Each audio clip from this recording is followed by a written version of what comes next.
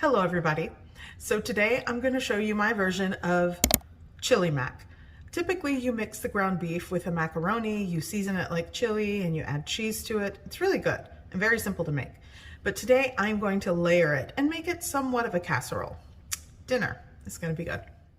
Okay, so I'm going to start. I'm going to turn this on. So I'm going in with a pound of lean ground beef. This is like an 85-15. I'm going to go in with like a tablespoon of dried minced onions, a teaspoon of ground cumin with some garlic powder.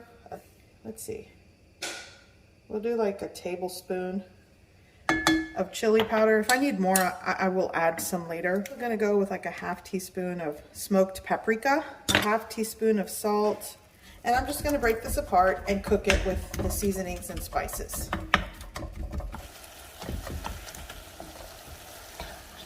There is some rendered juices and fat on the bottom. Like I said, the fat is minimal with leaner meat, but if you're using like an 80-20, then you need to drain the fat. Let the juices kind of evaporate and cook down and then drain the fat. Okay, so I'm going in with a tablespoon. This is actually diced, chopped chipotle peppers in adobo sauce. I'm going with a tablespoon. Yeah, like a tablespoon of, here I have, let's see, I'm using tomato paste. I think it needs a little bit more chili powder, but like I said, it's up to you. Going with another half tablespoon. Give that a mix. Let's cook everything again. I'm gonna let this cook for another like 5 minutes.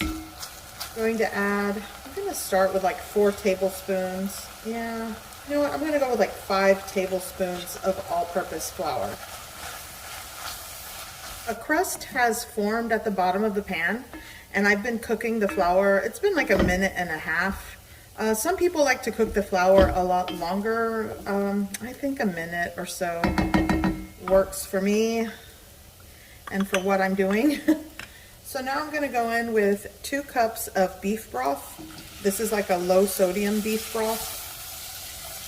And give that a mix. Pick up the fond, and you're going to see it thicken. Oh man, it smells so good. I'm gonna finish with the rest of that broth. Pick up the fond, scrape the bottom, give it all a good mix. Make sure the flour incorporates well with the broth.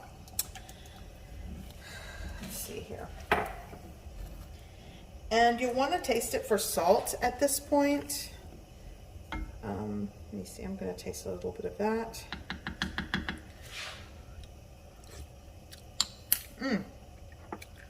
It does need a little more salt, but salt, and by the way, I need to add some pepper. Salt, pepper, seasonings, and spices are really to your preference. Let's do that. Okay. I think that's all that needs. Some people also like to add a splash of apple cider vinegar with a little bit more sugar. To just develop more flavor, but I'm just going to go with this today. I'm not really going to stew this for a long time. Okay, this is where I need it.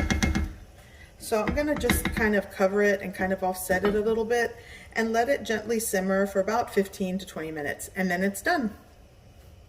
Okay, so I wanted to mention that if you do not like or you do not have the chipotle peppers, you can omit that and just add in total 2 tablespoons of light chili powder. It'll work. Now it's time to make this cream sauce or the cheese sauce for the macaroni. I'm gonna start, let's see, I don't know how much I have left. Let's guess. I'm gonna go with, that's 1, I would say like 3 tablespoons of butter. The little shake of onion powder, like 1/8 to 1/4 teaspoon, and like the same amount of paprika. I actually like to use smoked paprika, but because the chili already has that smoky flavor, I'm going with regular today. But if I was just making mac and cheese, I love making mac and cheese with smoked paprika. I'm gonna go with 1, let's see, 2, like 3, like 1/4 cup of all-purpose flour. I'm really eyeballing things today, you guys. I just want to get dinner on the table. Okay, so I think I'm going to go with 1 more tablespoon of this. I think it needs it. So we'll go with, I'm a little all over the place. So I think I went with like 5 tablespoons of all-purpose flour. I would say I was working with about 3.5 to 4 tablespoons of butter. It should be kind of like equal parts butter to flour ratio, but you know, I'm eyeballing stuff. And you'll want to cook out the flour here. Heavy cream and half chicken broth going in. In all, it's 2 cups of liquid. Gonna mix that. Make sure you mix and whisk very well when you're pouring this in. I'm gonna crank up the heat now so it can kind of simmer. Work with like a medium to medium low heat, nothing on high. You don't want to burn this. I'll just finish it off.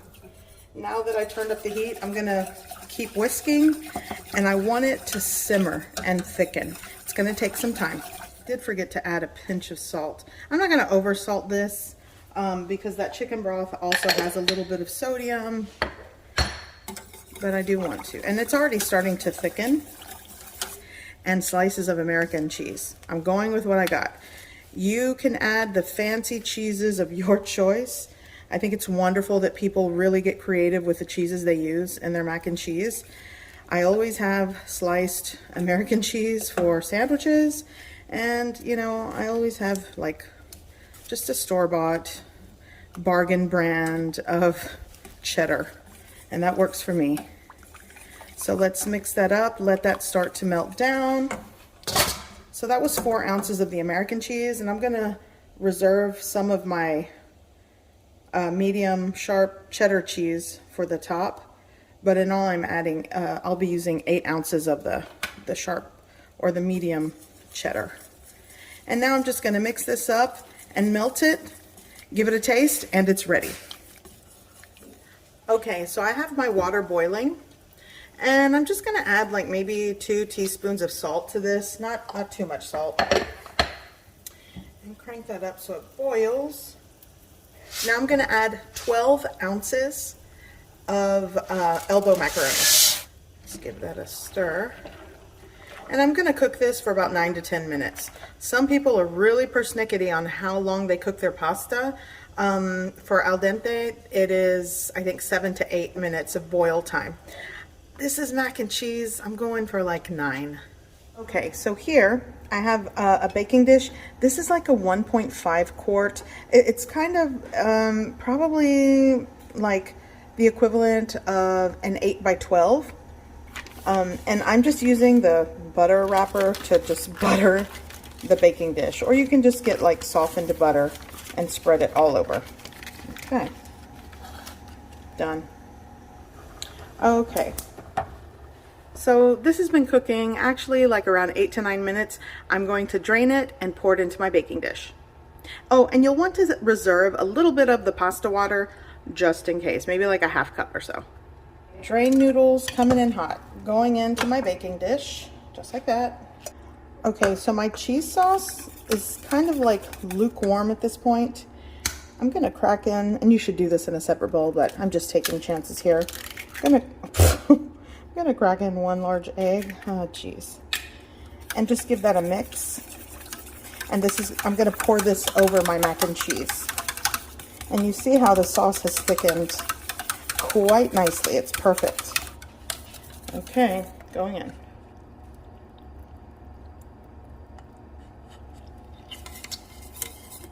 Oh, so cheesy and so good.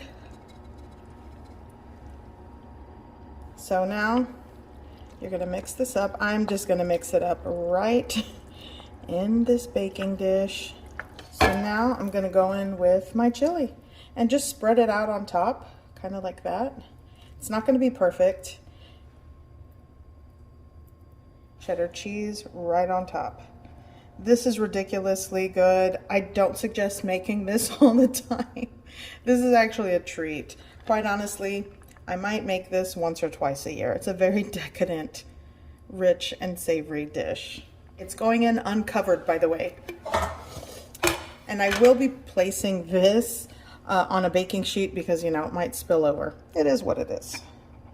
We'll do the best we can. Okay, so going into the oven. So this did spill over. You can see a little bit right there, but this is done. So I'm going to carefully take it out, but check out that crust on top. It's amazing. Okay, so I topped it with a little bit of dried parsley, and this is done. It's very hot. So I'm gonna let this set for about 15 to 20 minutes. By the way, the cook time was 30 to 35 minutes at 400 degrees Fahrenheit. And that was enough time for it to do what it needed to do. And I did bake it uncovered. So I'm gonna let that set, and then it's time to serve with a side salad because that is my favorite side to make. It's so easy to do. Anyways, dinner's gonna be good. I hope you give this recipe a try. I hope you like it, and thanks for watching.